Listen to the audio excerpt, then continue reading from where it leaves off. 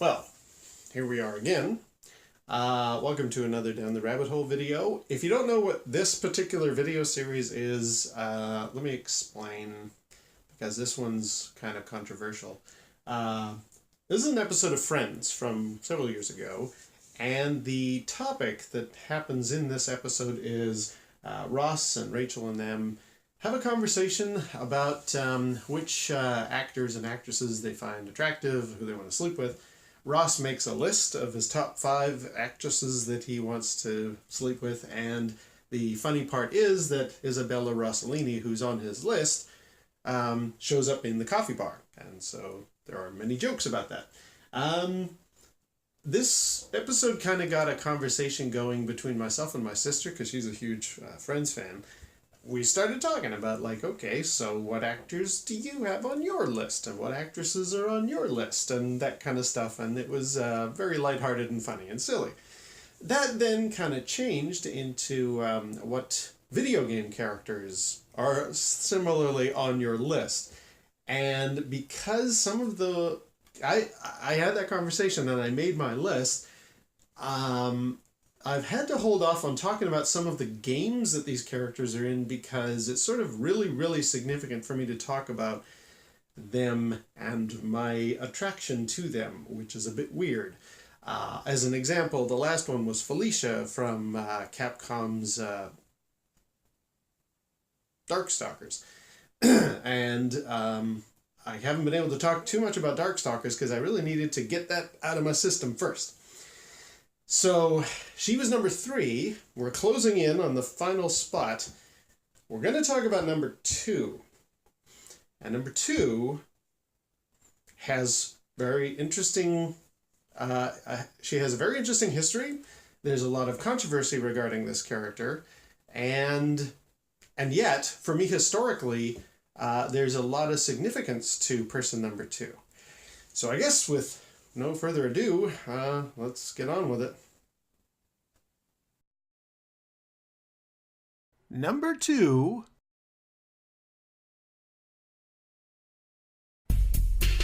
That girl is poison.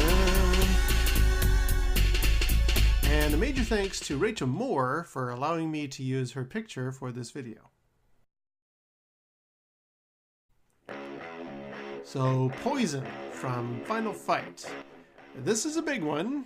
I'm going to have to cover a lot of territory with this, and apologies, this video is going to be pretty long. Let me take you back to the first sort of representation of women that I saw in video games.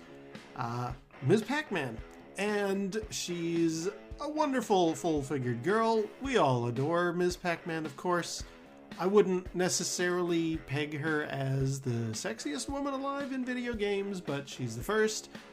And after Ms. Pac-Man, we had Daphne in Dragon's Lair, who is very much the quintessential Playboy image of sort of the female form. And that's actually directly from the animators. They admitted they used Playboy magazine covers for coming up with the overall poses and shapes and look of Daphne. So I'm not being particularly insulting in that comment. That's straight from the animators themselves. After Daphne, we really didn't have too many sort of sexed up women in video games. I mean, there is the Valkyrie scene in Gauntlet, but other than the splash screen cover image for the game, when you're actually playing the Valkyrie, and I actually chose her myself, it's a top-down perspective, so you're not really seeing anything in the way of kind of a sexy female character. It wasn't really until you got to Golden Axe from Sega that you finally had the Amazon, Tyrus Flare, finally showing a kind of a shape and a form of, this is obviously a woman warrior, and she's wearing a questionable bit of armor that is essentially just a bikini, I guess a lot like a lot of fantasy paintings of the era. But there isn't a lot in the sprite work for Tyrus Flare that shows a particularly attractive woman. I mean, she's capable and strong and, is wearing this strange bikini thing, but not necessarily a sexy woman. But that was all going to change in 1990 when I put a quarter into a Final Fight machine for the first time. A friend of mine and I went to this one arcade religiously because we loved this game. And I remember thinking to myself, wow, this is a different kind of an arcade machine, and it is true. The hardware in Final Fight was kind of a new bit of technology out of Capcom, and it really allowed for very large, very detailed sprites to be shown on screen. So Cody and Hagar and Guy would go and fight the various elements of the Mad Gear gang, and they were all these various villains, these gangsters that we were fighting against, had very detailed bit of clothing, and their faces had like animation. Final Fight is a tremendous achievement, especially for 1990. And then I'll never forget, and there's kind of a funny irony to this, I'll never forget entering the subway level and suddenly seeing these bad women characters, these villainous vixens coming at us, one of which had pink hair. Again, the pink hair, I guess it struck me, it really stood out. Given all the blue background of the subway scene, you just instantly, your eye is caught by this pink-haired lady. And that is kind of ironic because Poison is not the first time you see that sprite. You actually encounter her color palette swap Roxy in the previous levels when you're fighting the first kind of end boss. Roxy actually does appear in that fight, but because she's among a crowd of other members of the Mad Gear gang, she was just a very quick enemy for me to take down as Cody and then move on and take on Sodom. And then we finish the first level and then we go into the subway. But it was only really when I first noticed as we walked into the subway this pink-haired version of that same character that I thought, oh, hey, this is interesting. Not only does Final Fight have really detailed characters and sprites, but they've finally managed to do something I haven't ever seen before in video games. A sexy woman. Like, it really struck me. I thought, wow, I guess it's possible that, and this will seem very ironic by today's standards, but back in 1990, I thought, hey, wow, you can actually do, like, really sexy-looking characters with video games. I had never seen that before, clearly. Again, no disrespect to Ms. Pac-Man. Now, Daphne, yes, she was maybe the first, but she's actually cel-drawn cartoon animation, so it's a little bit of a cheat.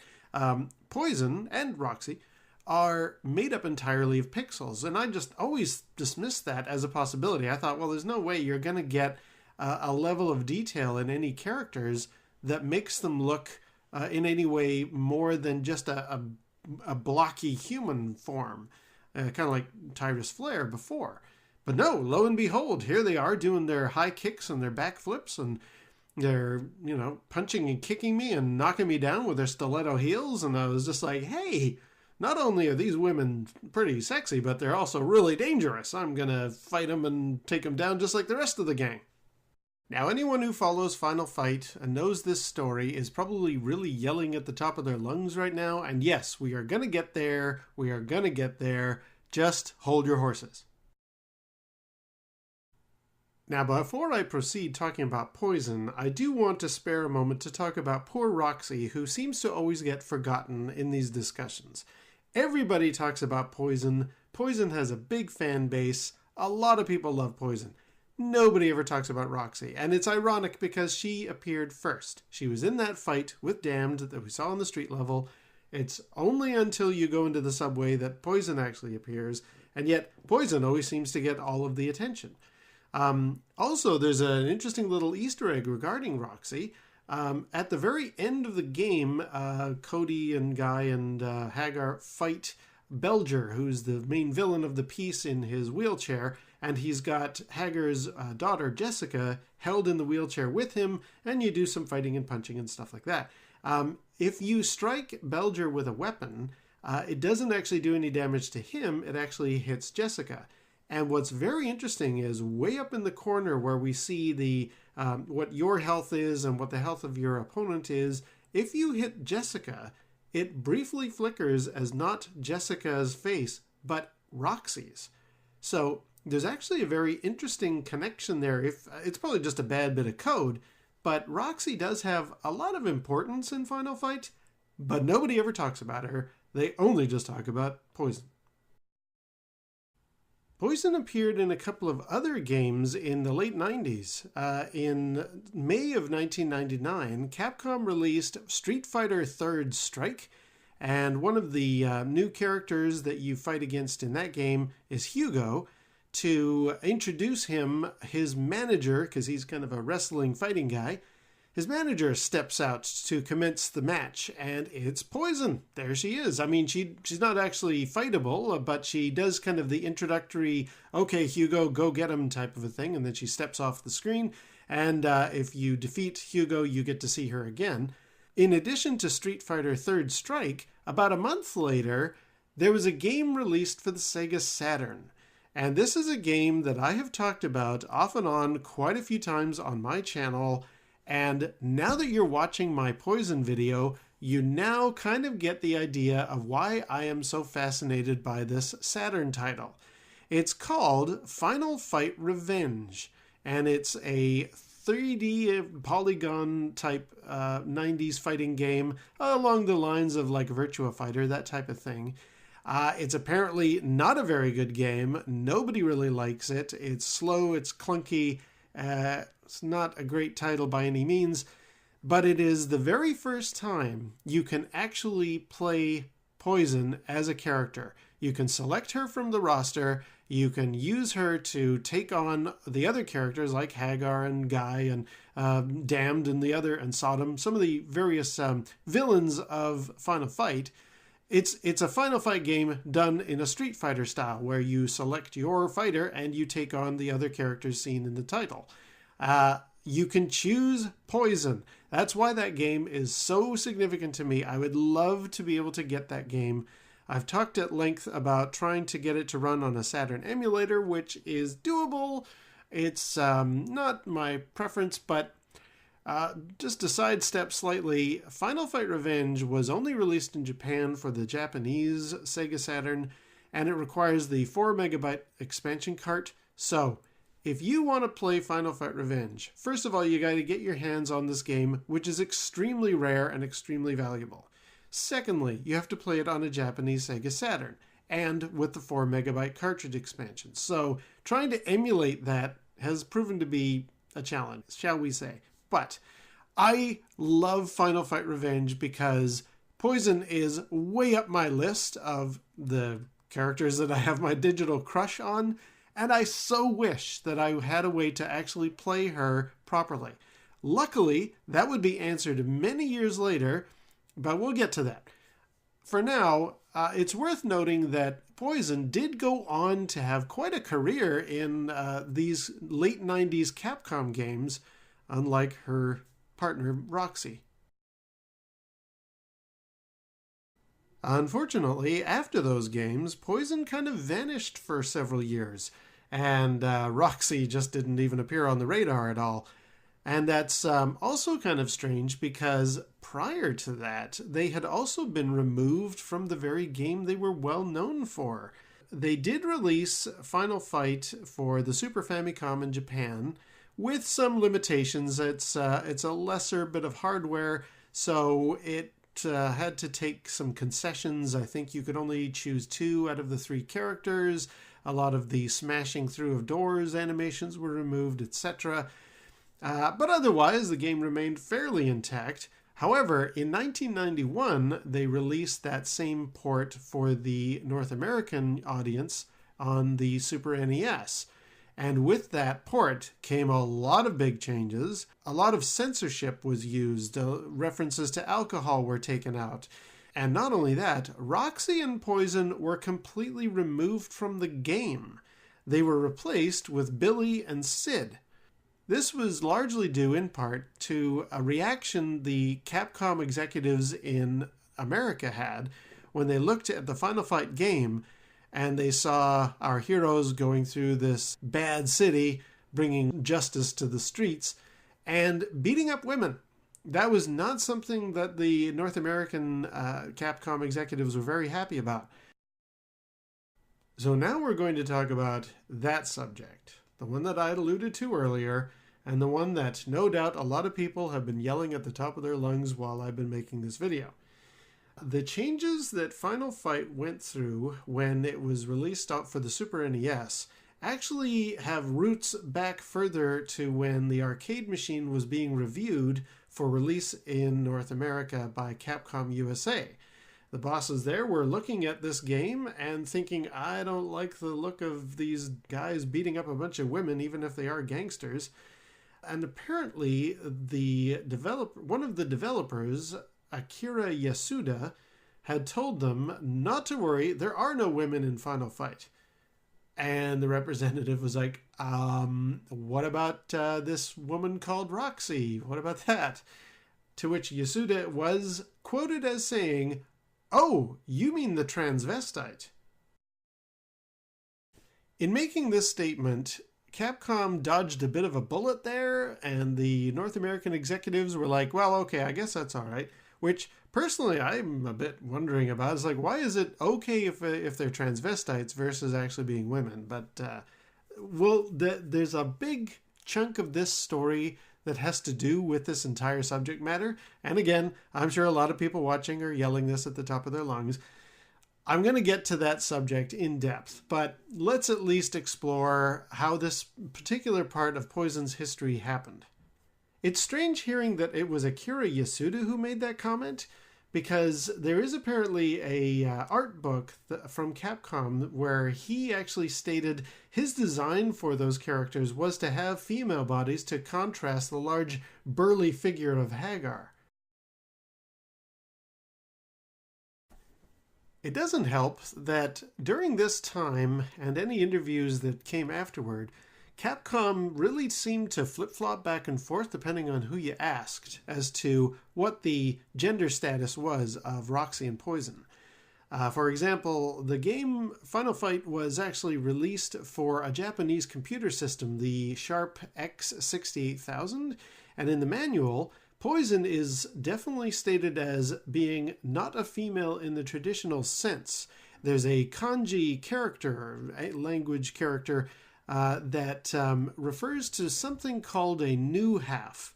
And that was based on some early artwork for development of the different characters that were going to be turned into sprites. I'm going to come back to the new half because that's a whole other conversation. However, Retro Gamer magazine had an interview with Akira Nishitani, who was in charge of development for Final Fight. And Akira Nishitani was also asked, so what's the status there? Because it's a little confusing for us. On page 52, he is quoted as saying, I suppose Poison and Roxy could be male. We were mildly concerned about getting sued by a feminist group if we beat up women in the game. Whatever you see, that's what they are. A lot of people who discuss Poison argue that since the phrase new half appears in their original concept art, it means that Poison and Roxy's gender was already established at square one, the very beginning of their creation. If that's true, Akira Nishitani certainly would have said so to Retro Gamer magazine, wouldn't he? And why would Akira Yasuda have mentioned that he contrasted big burly men by introducing female villains? And why would Nishitani now be saying, whatever you see, that's what they are?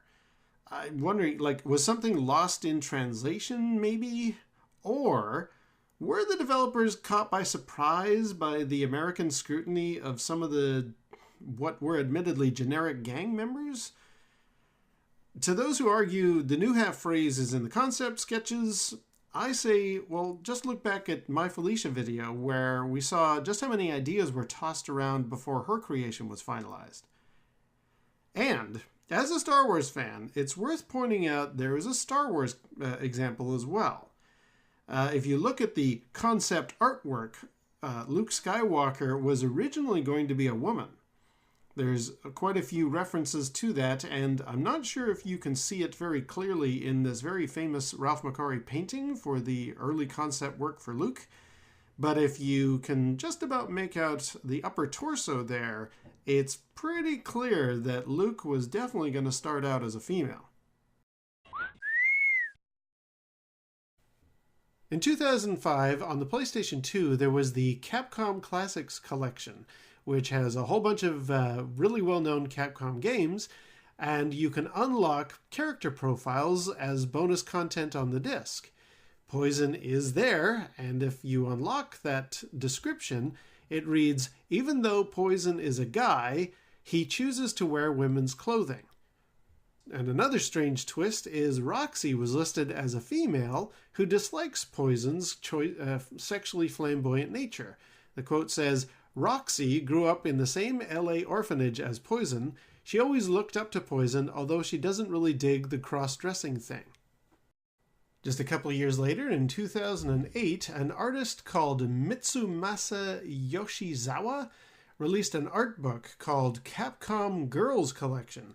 And Poison is in there, and according to various sources, Mitsumasa Yoshizawa had been informed by Capcom representatives that Poison was indeed a female.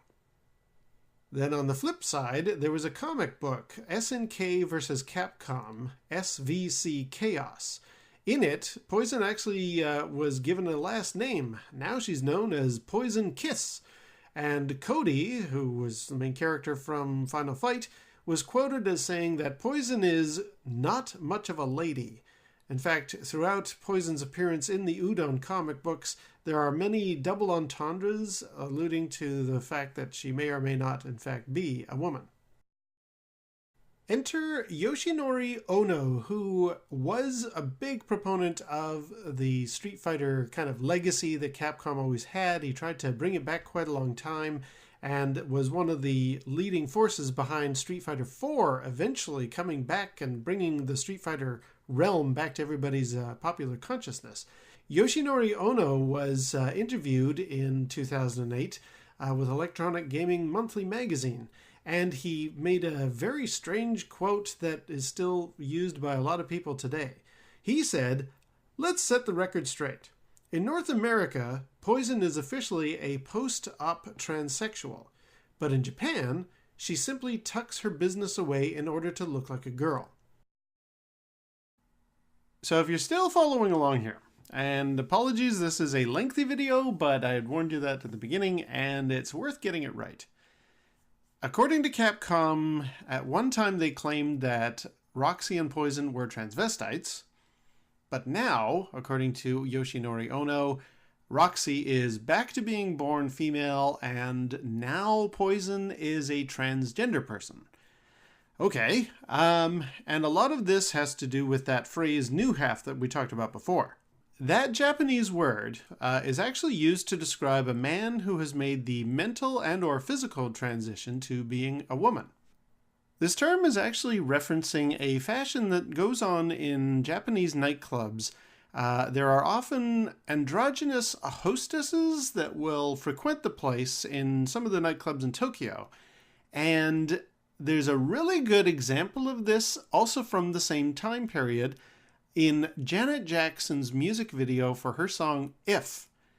She's in a Japanese nightclub, and there's a lot of various people frequenting the place, some of whom are gentlemen who are pretty fancy looking. By today's sort of terminology, I guess they'd be called metrosexual. There's nothing of this androgynous new half hostess thing going on, but it does give a flavor of what was happening in Japan at the time. And I can see that that's probably why Capcom decided, yeah, let's get Poison now kind of under that banner. Do I feel weird that the number 2 on my list of my digital crush is a transgender person? Ironically, no, in a way I kind of applaud it. And the reason is, for me personally, when I first saw Final Fight and I first saw Poison and Roxy, they were women characters for me and have remained that way.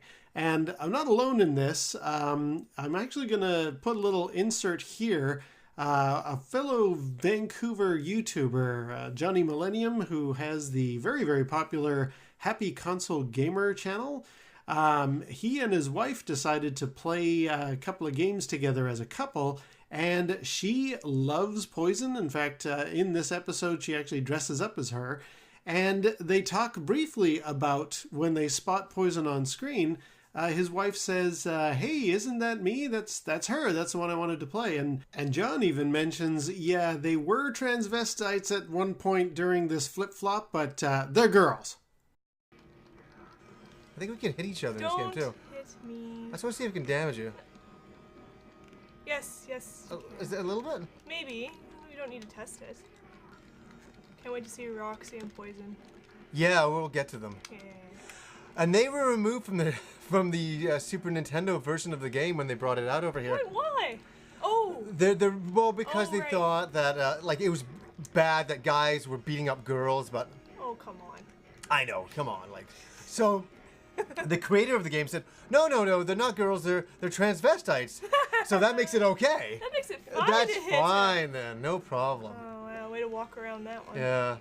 So Poison has become a kind of a legendary character over time. Oh, there we go. Oh, that's Roxy.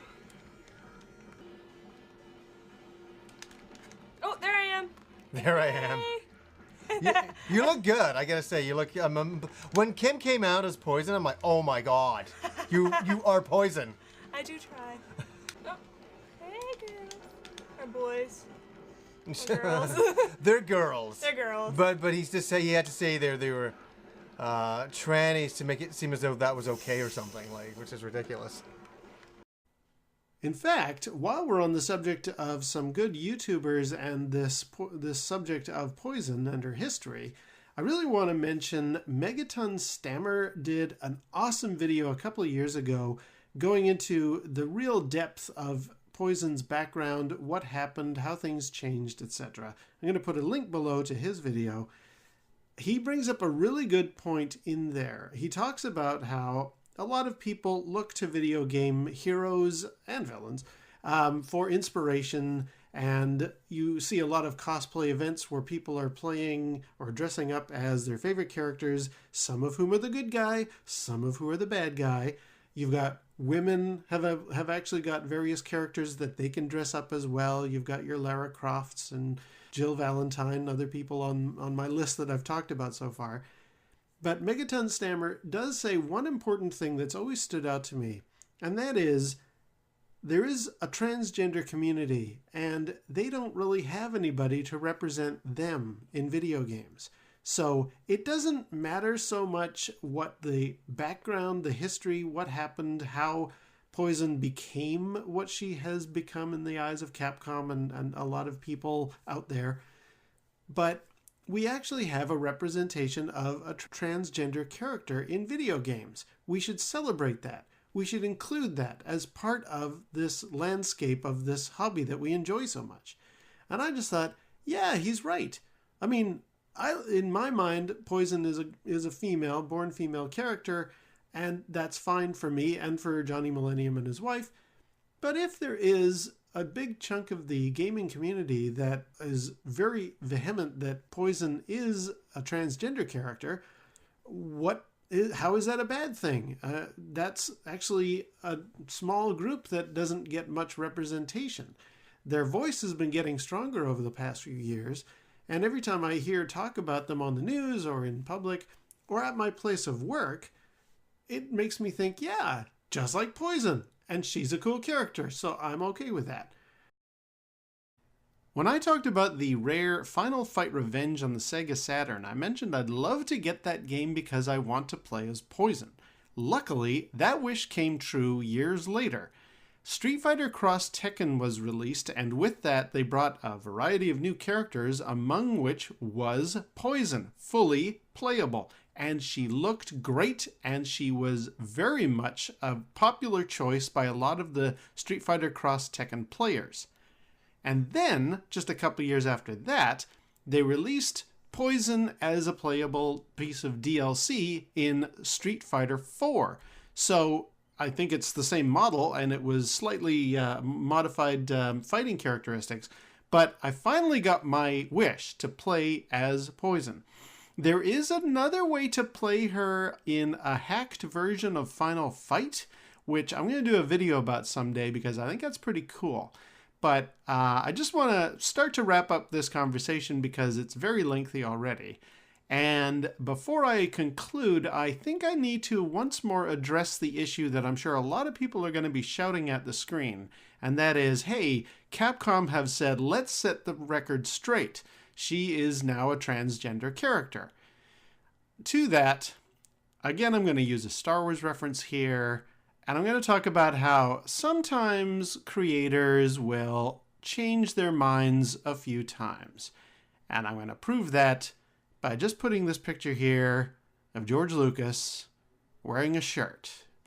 Yeah, I'm just gonna leave that right here.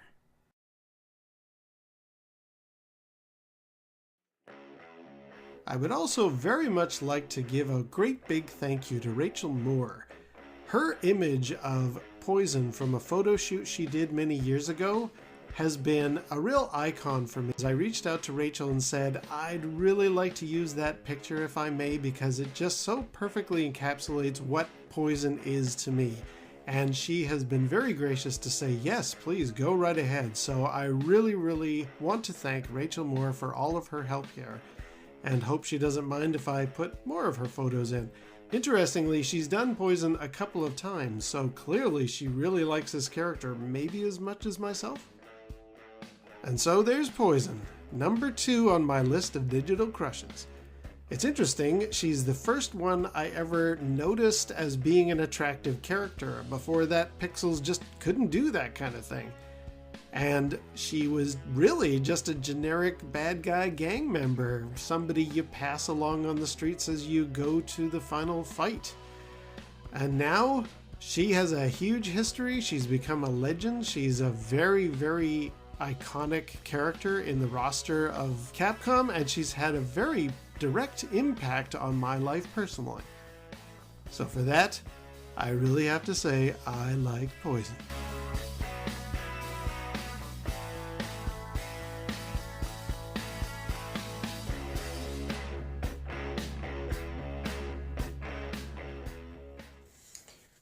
So yeah, my number 2 is Poison from Final Fight. And boy, oh boy, there's a character who's had a very interesting and storied history, and I don't really know what else beyond what I've already said in this video, what else to say. I mean, what's kind of unique is, of the 5 characters on my list, she's a villain. She's a bad girl. So that's kind of interesting. And boy, oh boy, I mean, for a character that initially I saw the sprite work and I just thought, wow, I didn't know video game sprites could look that way. For such a very minor thing, I mean, just a villain in a fighting game, I didn't think there would be a lot of controversy or a lot of history that would develop out of any of that stuff, but boy, oh boy, has there ever been. And as I've said in the video, you know what, it kind of surprised me that this whole thing spiraled in the direction that it did for this character, but I'm kind of weirdly happy that it has. Yeah, I like the fact that here's a character that has suddenly become an icon for an entire group. And, you know, I mean, just looking at her, I was more... That was not the mindset that I had back in my young days when I was playing this game. Wasn't what I was thinking at all, but kind of glad that things have turned out the way they have for Poison. So, there we go. So that's number 2 on the list. Probably the most controversial, I would say. So that leaves nothing left but person number 1. And anybody who's followed my videos or follows me on Twitter or anything like that, this is not going to come in as any real surprise.